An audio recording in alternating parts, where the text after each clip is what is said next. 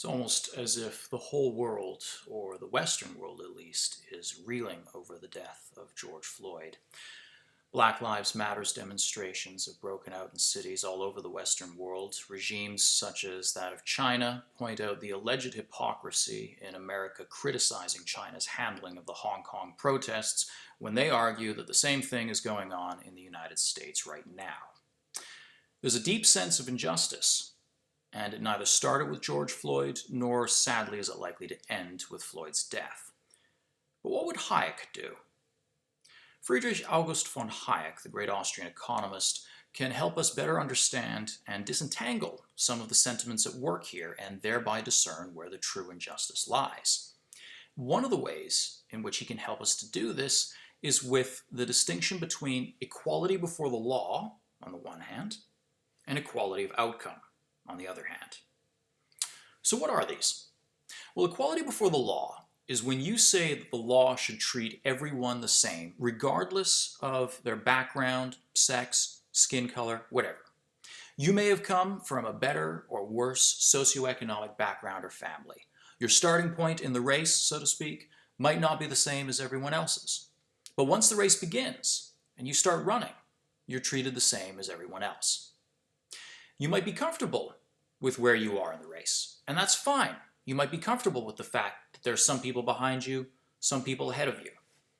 Or you might be one of those people who sees others ahead of you, and that sight inspires you to run even faster and to overtake them. In either case, though, the point is that the choice is yours. Now, equality of outcome, by contrast, says that the runners should make the same progress. You should achieve, for example, the same economic outcome regardless of your starting point.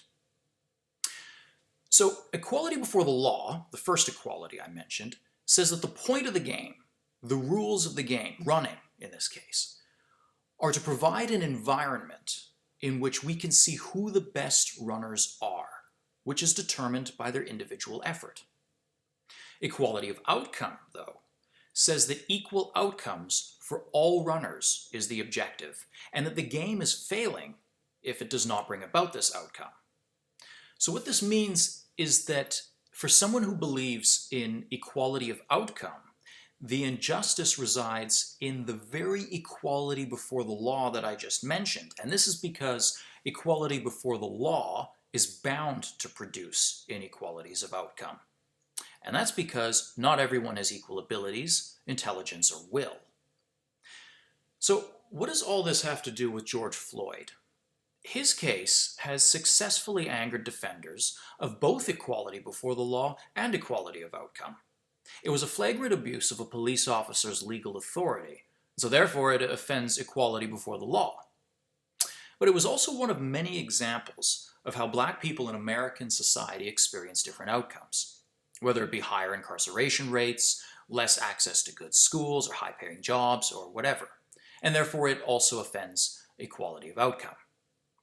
Now, the reason this distinction between these two equalities is significant is because it helps us begin to sort through the grievances with respect to George Floyd, and therefore the solutions too. So which grievances, or which injustices, are we meant to solve here? The unlawful killing of George Floyd by a police officer?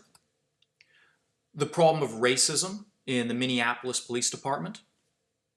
The problem of racism in all police departments across the United States, and are all police departments equally racist? The problem of racism amongst all of the country's inhabitants, etc., etc. Each one of these requires a different approach. And it's not certain that all of these problems can be solved definitively for all time. A believer in equality before the law would say that the injustice lies in unequal legal treatment between blacks and whites. Only the guilty should be convicted, regardless of skin color. Just as the innocent should be pardoned, regardless of skin color. It's desirable that we achieve this state of affairs, but once we do, will we be able to say that we've done away with racism? Say, for example, that there remains a disproportionately high number of one racial group in prison. A believer in equality of outcome would say, no, we have not successfully done away with racism. And then one needs to ask, what should be done in order to ensure equality of outcome in respects to the racial groups that are represented in the prison population? So at the end of the day, which should one prefer between these two equalities? Equality before the law or equality of outcome? In the case of George Floyd, we see that both forms of equality have been infringed. But depending on how the debate evolves, we could see a split reemerge between these two forms of equality. Hayek's preference was for equality before the law, since it allows for the greatest room for individual liberty. He would have starkly opposed the treatment of George Floyd. But to those in favor of equality of outcome, Hayek would have asked what outcome they seek in terms of race relations, for instance, and can this outcome be realized? A comprehensive thinker and a far-sighted man, Friedrich August von Hayek, would have reminded us of something else. We haven't said anything of the looting and rioting that have also broken out in the wake of Floyd's death, which are themselves criminal acts and have adversely affected businesses belonging to blacks and other minorities alike. These people deprived of their livelihoods also deserve justice under equality before the law. And that's what Hayek would do.